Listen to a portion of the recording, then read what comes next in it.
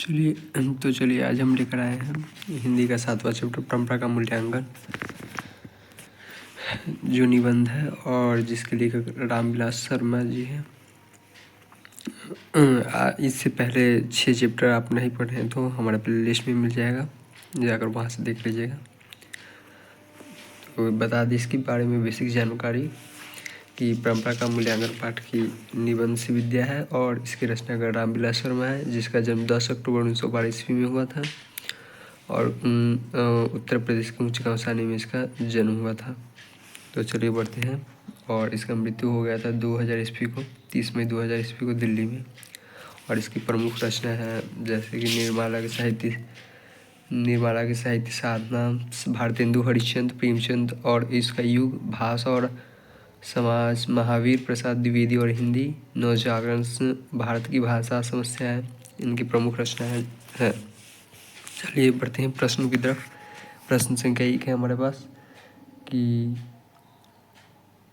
परंपरा का मूल्यांकन पाठ की कौन सी विद्या है। यहाँ कैमरा लिखा गया है, गलत, लिख लीजिएगा। परंपरा के मूल्यांकन पाठ की कौन सी विद्या है, तो इसका correct answer option number B हो जाएगा, निबंध है। प्रश्न संख्या 2 देखिए, परंपरा का मूल्यांकन पाठ के निबंधकार कौन है। ऑप्शन ए में है रामविलास शर्मा, ऑप्शन बी है अमरकांत, ऑप्शन सी है हजारी प्रसाद द्विवेदी और ऑप्शन डी है नीलम विलोचन शर्मा। तो इसका करेक्ट आंसर हो जाएगा ऑप्शन नंबर ए, परंपरा का मूल्यांकन का पाठ के निबंधकार रामविलास शर्मा जी है। प्रश्न संख्या 3, रामविलास शर्मा का जन्म कब हुआ था। ऑप्शन ए है 10 अक्टूबर 1910 में, ऑप्शन बी है 10 अक्टूबर 1911 में, ऑप्शन सी है 10 अक्टूबर 1912 में और ऑप्शन डी है 10 अक्टूबर 1993 में। जिसका correct answer option number C हो जाएगा, 10 अक्टूबर 1912 ईस्वी में जन्म हुआ था सर रामविलास शर्मा का। प्रश्न संख्या 4, रामविलास शर्मा का जन्म कहाँ हुआ था। ऑप्शन ए में है ऊंचगांव सानी में, ऑप्शन बी है बालिया उत्तर प्रदेश में, ऑप्शन सी है महाराष्ट्र के दीवे में, ऑप्शन सी है सीतामढ़ी के महुआवा में। तो इसका करेक्ट आंसर हो जाएगा option number A, Uttar Pradesh के ऊंचगांव सानी में रामविलास शर्मा का जन्म हुआ था। प्रश्न संख्या 5, रामविलास शर्मा किस विश्वविद्यालय की अंग्रेजी विभाग के अध्यापक रहे। ऑप्शन ए में है लखनऊ विश्वविद्यालय में, ऑप्शन बी है इलाहाबाद विश्वविद्यालय में, ऑप्शन सी है आगरा विश्वविद्यालय में, ऑप्शन डी है इनमें से सभी। तो इसका करेक्ट आंसर हो जाएगा ऑप्शन नंबर 1, लखनऊ विश्वविद्यालय में अंग्रेजी विभाग के अध्यापक रहे। प्रश्न संख्या 6, रामविलास शर्मा किस विश्वविद्यालय में कुलपति के रूप में रहे। ऑप्शन ए है आगरा विश्वविद्यालय में, ऑप्शन बी है लखनऊ विश्वविद्यालय में, ऑप्शन सी है इलाहाबाद विश्वविद्यालय में और ऑप्शन डी है मुजफ्फरपुर विश्वविद्यालय में। तो इसका करेक्ट आंसर ऑप्शन नंबर 1 हो जाएगा, आगरा विश्वविद्यालय में कुलपति के रूप में रहे थे रामविलास शर्मा। प्रश्न संख्या 7, रामविलास शर्मा का निधन कब हुआ था। ऑप्शन ए है 30 मई 2000 ईस्वी में, ऑप्शन बी है 30 अगस्त 2000 ईस्वी में, ऑप्शन सी है 30 दिसंबर 2011 ईस्वी में, ऑप्शन डी है 30 दिसंबर 1913 ईस्वी में। तो इसका correct answer option number B हो जाएगा, 30 अगस्त और 2000 ईस्वी को रामविलास शर्मा का निधन हो गया था। प्रश्न संख्या 8, रामविलास शर्मा का निधन कहाँ हुआ था। ऑप्शन ए है दिल्ली में, ऑप्शन बी है पटना में, ऑप्शन सी है मुजफ्फरपुर में और ऑप्शन डी है सीतामढ़ी में। तो इसका करेक्ट आंसर हो जाएगा ऑप्शन नंबर ये, ऑप्शन नंबर 1, दिल्ली में रामविलास शर्मा का निधन हुआ था।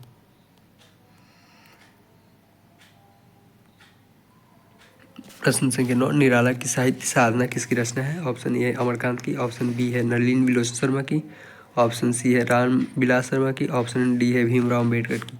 तो इसका करेक्ट आंसर हो जाएगा option number C, Ramvilas Sharma की निराला की साहित्य साधना रचना है।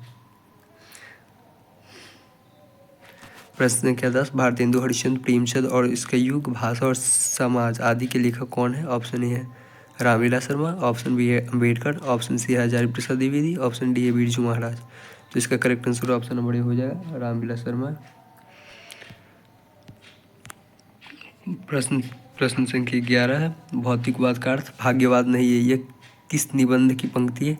ऑप्शन ए है परंपरा का मूल्यांकन, ऑप्शन बी है जाति प्रथा एवं श्रम विभाजन, ऑप्शन सी है नाखून क्यों बढ़ता है और ऑप्शन डी है बहादुर। तो इसका करेक्ट आंसर हो जाएगा ऑप्शन नंबर ए, परंपरा का मूल्यांकन।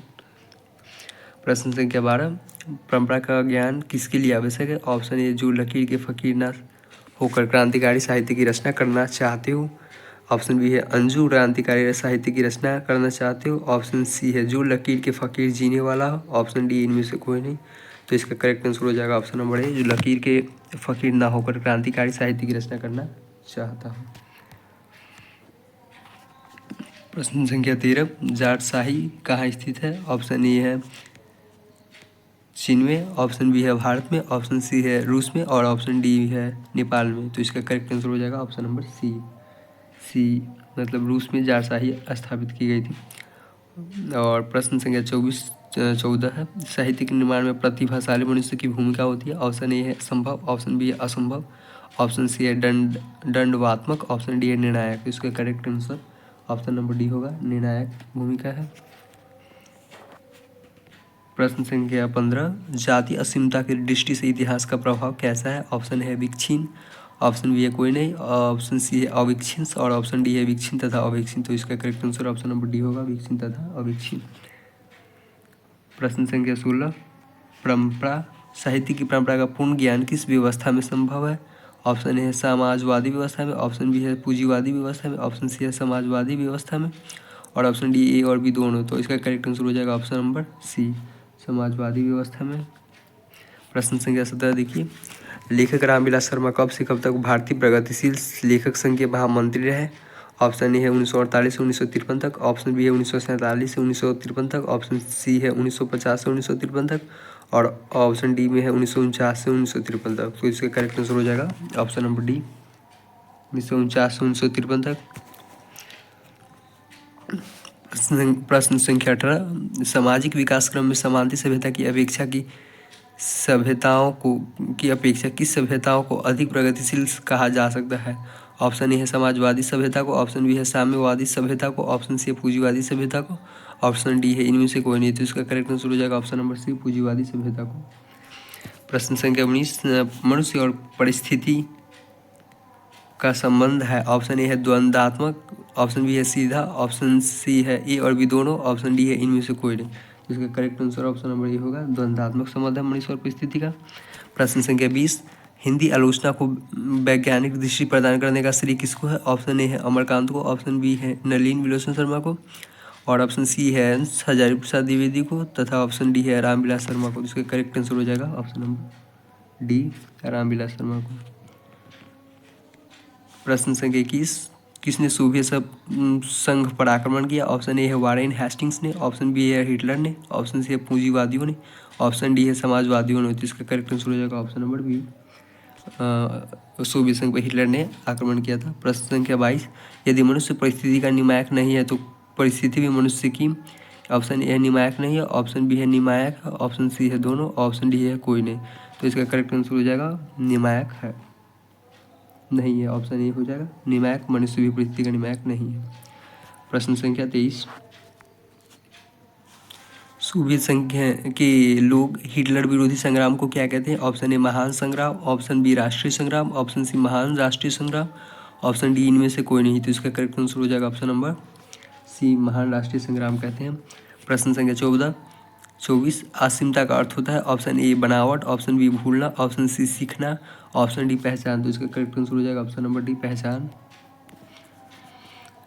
प्रश्न संख्या 25, हमारी राष्ट्रीय आवश्यकता है। ऑप्शन ए पूंजीवादी, ऑप्शन बी जातिवाद, ऑप्शन सी समाजवाद, ऑप्शन डी परिवारवाद। तो इसका करेक्ट आंसर हो जाएगा ऑप्शन नंबर ए पूंजीवाद। प्रश्न संख्या 26, कौन मनुष्य की पूर्ण जीवन से संबंध है? ऑप्शन ए ऐश्वर्य, ऑप्शन बी साहित्य, ऑप्शन सी धन, ऑप्शन डी इनमें से कोई नहीं। तो इसका correct answer option number B हो जाएगा, साहित्य मनुष्य के संपूर्ण जीवन से संबंध है।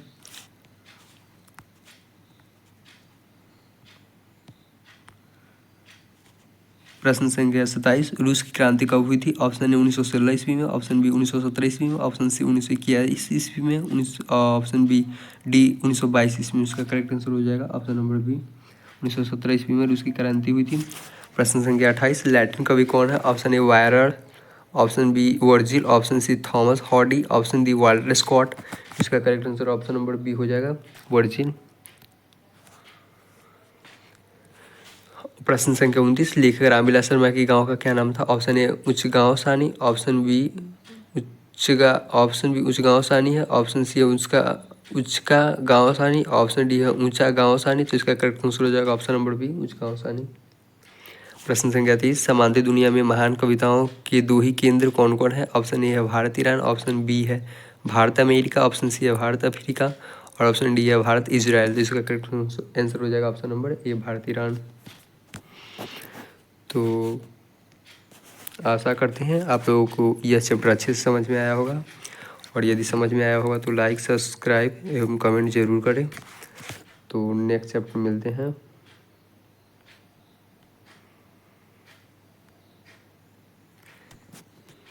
जीत जीत मैं निखरत हूँ, जिसके लेखक पंडित बिरजू महाराज हैं। तो nice to meet you, next chapter में मिलते हैं।